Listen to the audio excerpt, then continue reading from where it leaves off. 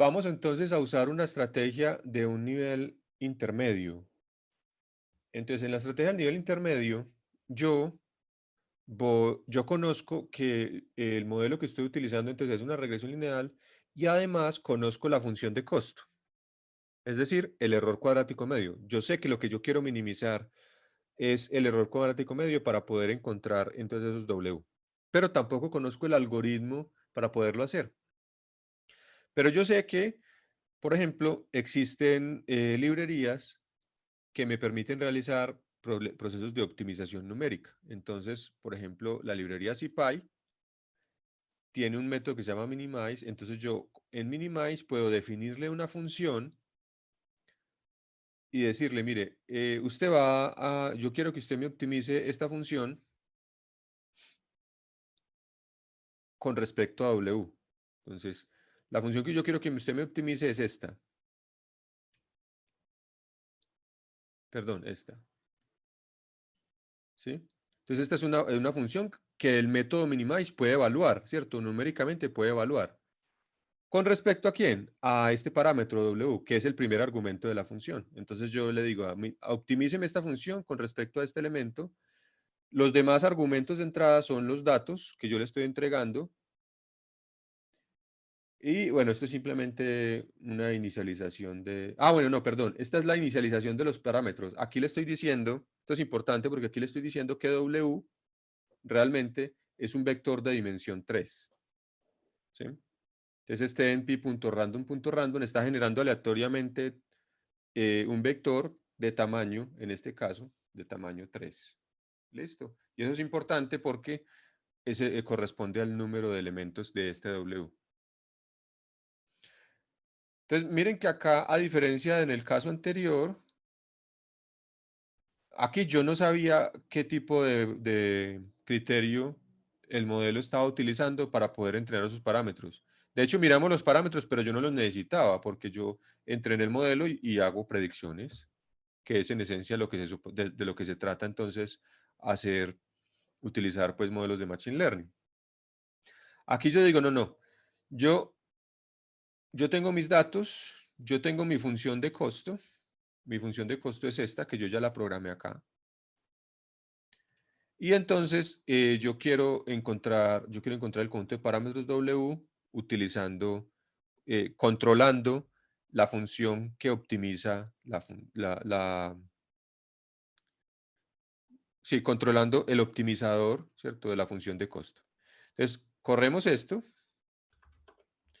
y aquí entonces obtenemos el resultado. Entonces, ¿qué estamos obteniendo aquí? ¿Qué es este R1.x? Son los parámetros que encontró el optimizador. Entonces el optimizador encontró que el primer valor es 2.89, el segundo 7 tal y el tercero menos 3.61. ¿Sí? Si ustedes comparan con esto, se van a dar cuenta que son los mismos. ¿Sí? Solo que acá los obtuve yo llamando al método minimize. ¿Sí? Y si calculamos el error cuadrático medio, nos da 37.5447, parecido. No es exactamente igual a este, pero es bastante parecido. ¿Listo?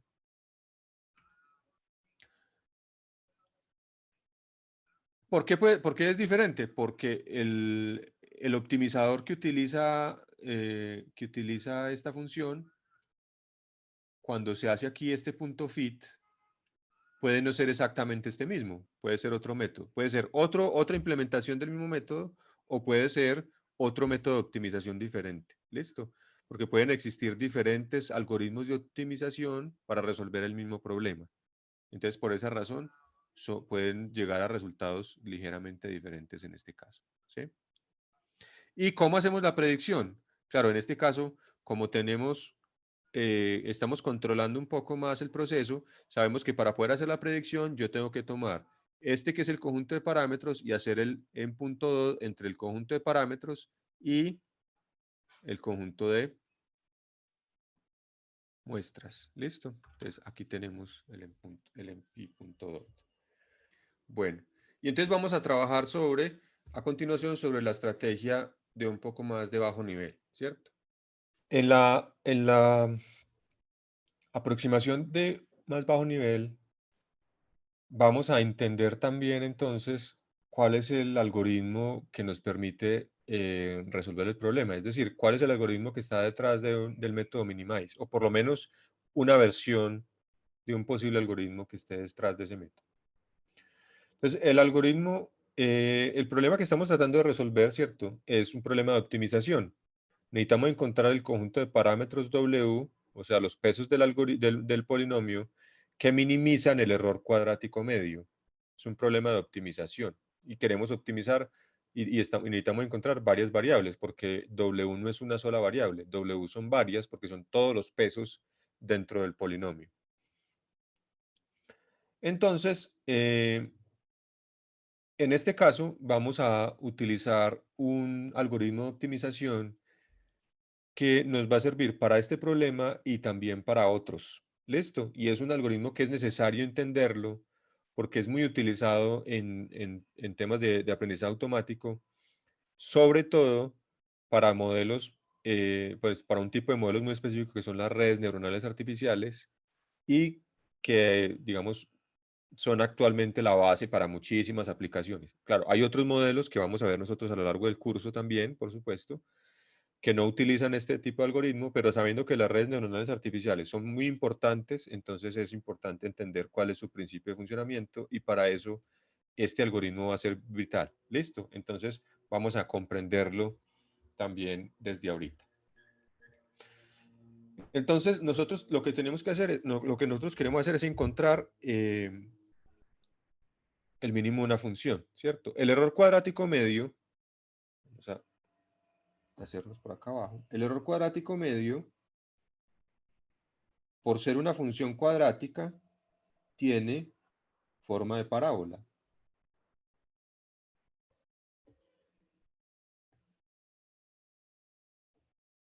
Bueno, por ser cuadrática, por ser cuadrática y digamos, y porque estamos hablando de un polinomio, ¿cierto? Cómo funciona la salida. Tiene forma de parábola. Entonces, ese error cuadrático medio va a ser así. ¿Sí? Entonces, este es un W, puede ser el W1, y este es la función de error. Realmente nosotros tenemos un problema con tres variables, o sea que nosotros tendríamos, la parábola realmente es una hiperparábola, tiene una gráfica, digamos, para W1, tendría que tener otra para W2 y otra para W3 y el error, pero entonces esa no la podemos graficar. Entonces vamos a analizarlo de a una dimensión, que eso es lo que va a pasar en todas las demás. ¿Listo? Entonces, lo que nosotros queremos hacer es encontrar el valor de W que hace mínimo el error. Es decir, a nosotros nos interesa poder determinar esto, ¿cierto? ¿Cuál es el valor mínimo? Bueno, está como un poquito más corrido a la derecha, con esta gráfica de parábola que dibujé yo aquí. Este es el valor que a mí me interesaría encontrar. Ojo que no me interesa saber cuál es el error mínimo, me interesa saber cuál es el valor de W. ¿Listo? Que hace mínimo ese error. Entonces, yo lo que puedo hacer es lo siguiente.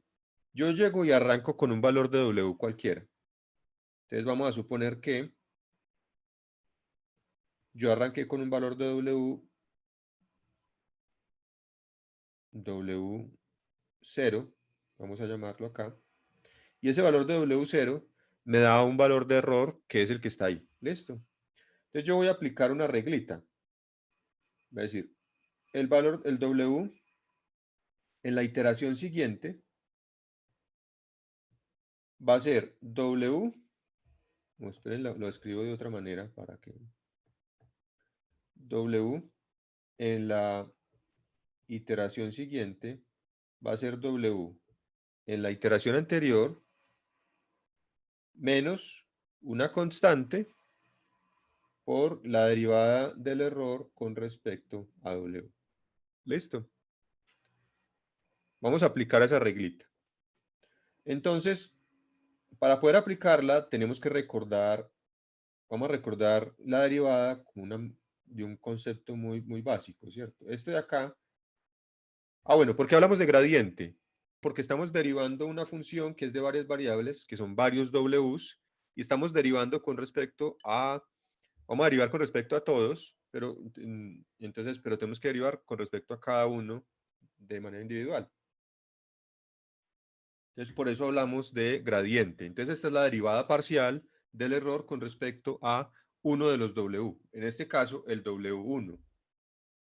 ¿Sí? Pero lo tendríamos que repetir para todos los otros. Entonces, si ustedes recuerdan de las varias definiciones de derivadas para allá, una intuitiva, una forma en la que se define la derivada de manera intuitiva, es que la derivada es la pendiente de la recta tangente en el punto. Es decir, cuando nosotros evaluamos la derivada de una función en un punto específicamente, esa derivada corresponde a la pendiente de la recta tangente. Entonces, vamos a graficar aquí la recta tangente. Bueno, supongamos que esa es la regla tangente, sí, la recta tangente. Pregunta, ¿esa pendiente es positiva o es negativa? Es positiva. Es positiva, ¿cierto? Entonces, ¿qué va a pasar? De acuerdo a esta regla, nos dice, mire, el valor del W siguiente va a ser el valor del W que había antes menos una constante que ahorita analizamos qué es, por el valor de esa derivada, que es esa constante, y ya sabemos que es positiva, o sea, menos algo. Eso quiere decir que nos estamos moviendo, nos vamos a mover a la izquierda del valor que teníamos. Nos vamos a mover hacia acá. O sea que vamos a tener aquí un W que es ya un W1, ¿cierto? Después de haber hecho como después de haber hecho esa primera iteración. Y entonces ese W1 está parado aquí y repetimos el proceso. Entonces, la pendiente de la recta tangente, y entonces esa pendiente es positiva o negativa, sigue siendo positiva, ¿cierto? Entonces nos movemos más hacia la izquierda y obviamente, como ya hemos visto, el objetivo es llegar aquí. ¿Qué va a pasar cuando lleguemos acá? ¿Cuál es la pendiente de la recta en ese punto? 0. Listo. Entonces, ¿qué pasa si vale 0? Si vale 0, entonces nosotros, este término de acá se cancela y el W siguiente va a ser igual al W anterior. Entonces ya nos damos cuenta que llegamos al punto que queríamos, ¿cierto? Y ese es el valor de W que estábamos buscando, ¿sí? ¿Qué pasa si cuando arrancamos el algoritmo, arrancamos por otro lado, por acá? ¿Qué pasa si el W inicial es este? Lo que pasa entonces es que la pendiente de la recta tangente en el punto, la pendiente es, ¿qué? Negativa, Negativo. ¿sí o no? Entonces, ese negativo con este de acá se vuelve positivo y en lugar de movernos a la izquierda, nos vamos a mover a la derecha. Va a ser, el siguiente W va a ser el W anterior más algo, o sea que nos vamos moviendo a la derecha. Y entonces vamos a tener un W1 y nos vamos a seguir a mover a la derecha y la idea obviamente es también encontrar el mismo lugar. ¿Sí? Entonces, este algoritmo se llama el algoritmo de gradiente descendente. Nos estamos moviendo en la dirección contraria al gradiente, ¿cierto? Este es el gradiente y este menos le cambia la dirección. Entonces, si el gradiente es positivo, nos movemos en la dirección contraria. Si el gradiente es negativo, nos movemos en la dirección contraria. ¿Buscando quién? Buscando este punto. Obviamente, funciona muy bien si la función solamente tiene un mínimo, como esta de acá. Esto se le llama si la función es convexa, ¿cierto? Si la función tiene múltiples máximos y múltiples mínimos, entonces ya no es tan bueno el algoritmo, tiene sus problemas. Ahora, esta es casi que una familia de modelos. Existen muchas variantes del algoritmo de gradiente descendente, pero nosotros no nos vamos a ocupar de eso en este momento. Es más de un curso de optimización. Lo que nos interesa en este momento es entender cómo funciona, al menos en su versión más básica. ¿Listo? Hay un elemento adicional de este algoritmo que es esto que hay aquí, que es la constante que se llama tasa de aprendizaje. ¿Sí? Esta constante se le llama learning rate. Y es una constante que multiplica el gradiente. Entonces, lo que va a hacer esa constante es ayudarnos a dar saltos sobre esta función.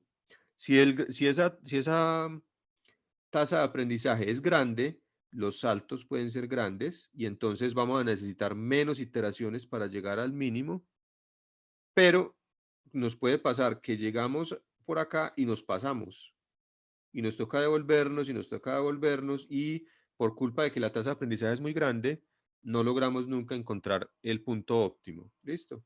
Si la tasa de aprendizaje es muy pequeñita, entonces lo que pasa es que nos vamos a demorar muchas iteraciones para poder llegar. ¿Listo? Entonces, por ejemplo, una variante básica del algoritmo de gradiente descendente es, por ejemplo, una variante que no utiliza un valor constante acá, sino que utiliza un valor grande al comienzo y lo va haciendo más pequeñito en la medida en que se va avanzando en las iteraciones. Esa, por ejemplo, es una primera variante del algoritmo de gradiente descendente estándar. Entonces, este es un algoritmo iterativo, ¿cierto? Es un algoritmo iterativo. Como es un algoritmo iterativo, para poder comenzar, yo necesito inicializar el valor de W, ¿cierto? Tengo que arrancar desde un valor de W inicial. Entonces necesito inicializar W. ¿Sí? Y lo otro que tenemos que tener en cuenta es que W no es uno solo, son varios. Entonces, este proceso de la regla de actualización de pesos, yo lo tengo que hacer para cada uno de los Ws. De manera pues, en alternancia. No es que primero haga todo un W1 y luego haga todo el W2 y luego haga todo el W3. No, porque en este error que tengo acá, ¿participa quién? Participa f de x, que es la salida del modelo. ¿Y f de x es quién? F de x es W transpuesto por x. Y este W contiene a todos. Si yo solamente ajusto uno de ellos, todos los otros van a seguirme generando error. Entonces yo tengo que ir moviendo todos los Ws. Primero muevo uno, luego muevo otro, y ahí sí, y luego vuelvo a mover el primero, luego el segundo, luego el tercero, para poder lograr que el modelo vaya convergiendo, vaya llegando al lugar que yo quiero encontrar. ¿Listo? Entonces, si yo utilizo esa estrategia, necesito primero encontrar, para poder implementar esta función, esta regla de actualización de los pesos que acabamos de describir, pues necesito ya ahora sí tener analíticamente este término. Hace un momento lo analizamos simplemente de manera intuitiva usando la pendiente de la recta, y ni siquiera el valor, sino simplemente su signo. Pero ya para poderlo implementar algorítmicamente necesito hacer, digamos, la parte analítica, ¿cierto? Entonces, la parte analítica es, bueno, vamos a derivar esta función de error con respecto al peso W. La derivada es muy fácil de hacer. Si ustedes tienen esta función, entonces vamos a derivar con respecto a un W. Entonces, ¿qué hacemos aquí? Esto es constante, la derivada de la suma es la suma de las derivadas, entonces la derivada llega acá, bajo el 2 y se multiplica por esto, por la derivada interna, que sería la derivada de esto que da aquí, ¿cierto? Y esto que da aquí es un polinomio, que se va a ver como este, más o menos. Entonces yo voy a derivar con respecto a este W2. ¿Cuál es la derivada con respecto a W2? Entonces todos los demás términos que que no tienen a W2, la derivada es 0. ¿Y cuál es la derivada de W2? Lo que acompaña a W2, ¿cierto? La variable que la acompaña. Entonces aquí vamos a ver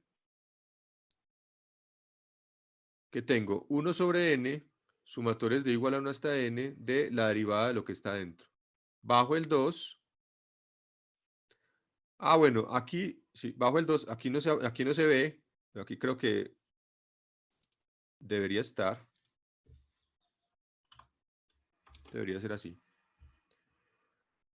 Bajo el 2, y entonces 2 con 2 se van a cancelar, y esta es la razón por la que está ese 2 arriba, por la que está este un medio acá. ¿Sí?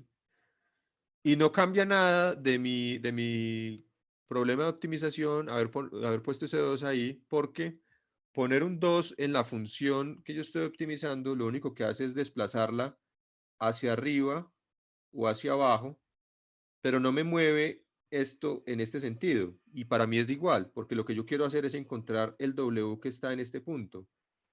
Si yo desplazo la función un poquito hacia arriba, el que estoy buscando es el W que me va a dar el valor mínimo, sigue estando en el mismo lugar. Por eso no me afecta en nada multiplicar por un medio.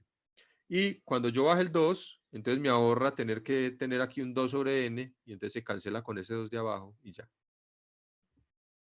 Entonces bajo el 2 y me queda esto multiplicado por la derivada del polinomio, y la derivada del polinomio es simplemente la variable que acompaña al w. Como estoy derivando con respecto a wj, entonces será x y j. ¿Por qué y? Pues porque tiene que estar la muestra que estoy evaluando en ese momento, porque esto es una sumatoria para todas las muestras. Entonces de esa muestra y la variable j. ¿Listo? Y entonces esta es la derivada y ya simplemente la meto dentro de la regla de actualización de pesos. Esta es la regla de actualización de pesos completa.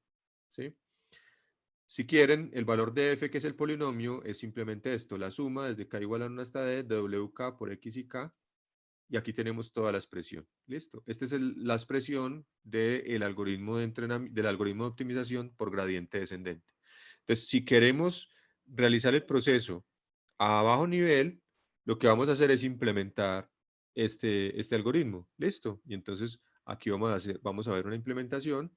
Igual ustedes lo van a hacer en el laboratorio, pero aquí ya tienen una implementación. Ahora, esta implementación es una implementación matricial. Si yo voy a implementar esta regla que está aquí,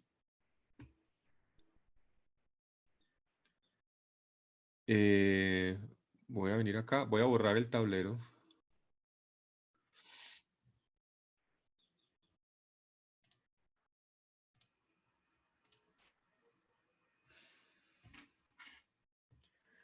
Si yo voy a implementar esa regla de actualización, esta regla requiere 4 ciclos for anidados. Un for para las iteraciones, un for para los J o los pesos, un for para N y un for para D. 4 for anidados. ¿Sí? Vamos a mirarlo acá. Yo siempre tengo que definir un máximo número de iteraciones, tengo que inicializar W, ¿sí? Supongamos que incluso lo inicializo en ceros. Entonces tengo un ciclo for por las iteraciones, tengo un ciclo for por los J, que son los pesos. ¿Listo? Entonces ya, dentro de cada peso,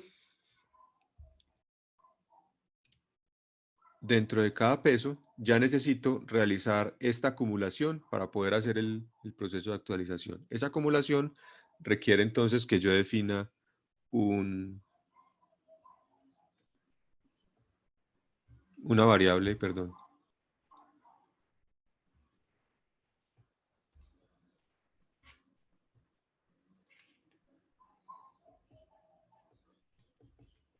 Una variable para sumar, ¿sí? Voy a poner en suma 1 si quieren, ¿sí? Y entonces voy a hacer un for para i hasta n. Este tiene que ir hasta n, hasta d más 1. ¿Qué es m? El orden del polinomio. No. No, está bien. M es el orden del polinomio, correcto, como ya lo habíamos notado, pero dentro del algoritmo de optimización nosotros no modificamos el orden del polinomio. Listo. Recuerden que les dije hace un rato, el algoritmo de entrenamiento ajusta los parámetros del modelo. Los parámetros en este caso son los W. El orden del polinomio es un hiperparámetro del modelo. Entonces voy a tener que utilizar otra estrategia diferente para poder evaluar diferentes órdenes. ¿Listo? En este caso solamente vamos a ajustar los parámetros de un polinomio y el polinomio ya está dado. Si el polinomio es de orden 1, entonces ya lo tenemos. Si es de orden 2, ya lo debemos tener, etc. ¿Listo? Listo, profe. Entonces este va hasta d más 1. Este va hasta n. aquí tenemos que tener otra variable para poder hacer el siguiente for, que es por k y va hasta d más 1 también, que es este. ¿Listo? Entonces,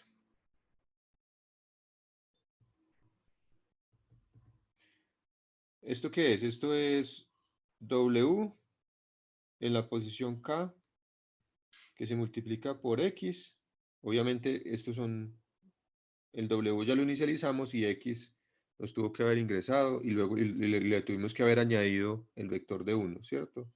X y coma K, ¿cierto? Eso es todo lo que hacemos ahí. Luego, entonces,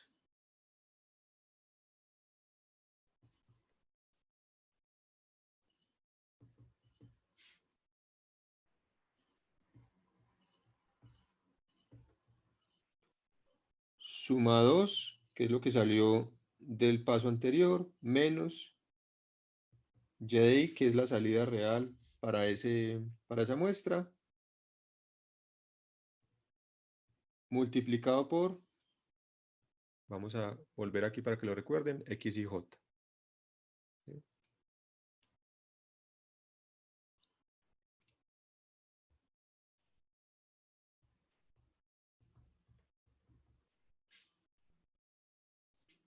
Listo, entonces ya terminamos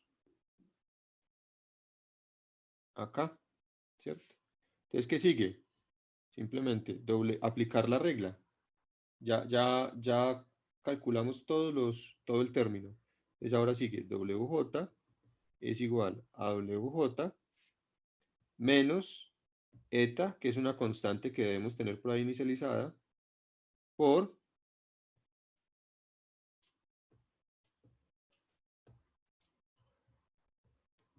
suma 1 sobre m. ¿Listo? Y ahí terminamos.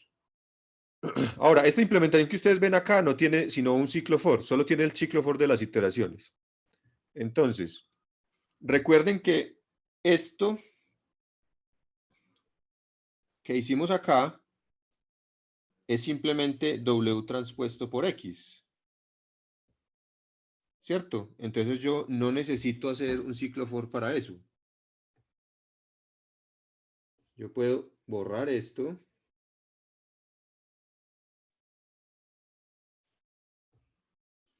Y puedo hacer, pues en este caso sería, por ejemplo, suma 2 igual a mp.dot de W,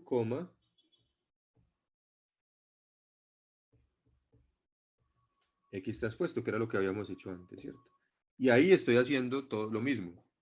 Lo mismo puede pasar con el siguiente ciclo for, con este por n, y lo mismo puede pasar con el ciclo for por j. Pero los voy a dejar a ustedes analizar un poquito el código y en la próxima clase discutimos cómo se quitan los demás o si comprendieron pues por qué se quitan los demás. Y el caso es que para mí es muy importante que tengan en cuenta esto porque miren que primero vamos a hacer mucho más eficiente el código y mucho más compacto, ¿cierto? Entonces, no necesitamos, cuando trabajamos matricialmente, hay muchos ciclos. Cuando tenemos que recorrer una matriz o recorrer un vector, hay muchos ciclos que no los vamos a tener que hacer. Bien, entonces aquí tenemos la implementación de nuestro algoritmo de gradiente descendente. Vamos a ver qué hace. Vamos a ver si corre.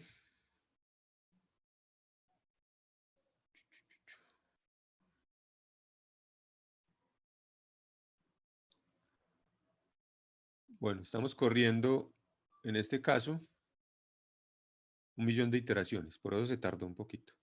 ¿Sí?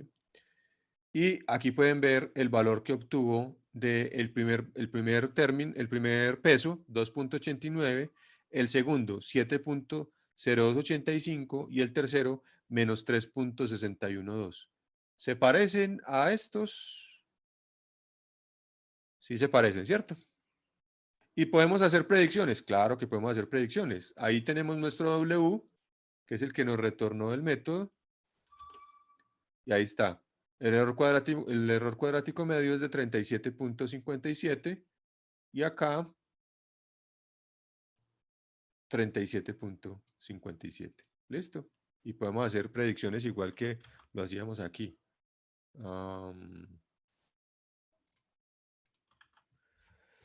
Listo.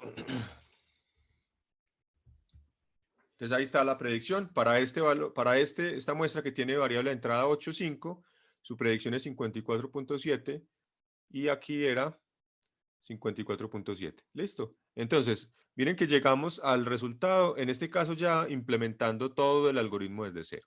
¿Sí? Yo les decía en las sesiones anteriores que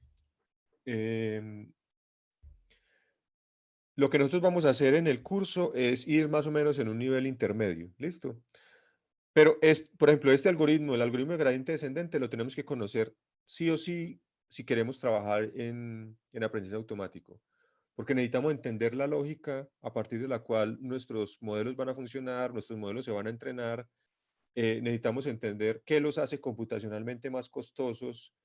Y en este caso, pues de un algoritmo que es muy clave, hay que entenderlo. Pero realmente es sencillo. ¿Listo? Entonces, lo que ustedes van a hacer en el laboratorio precisamente es volver a implementarlo. Y yo les sugiero que lo implementen ustedes. ¿Listo? Está en el material, sí, pero háganlo, hagan el ejercicio ustedes, porque es la única manera en la que ustedes realmente lo van a comprender.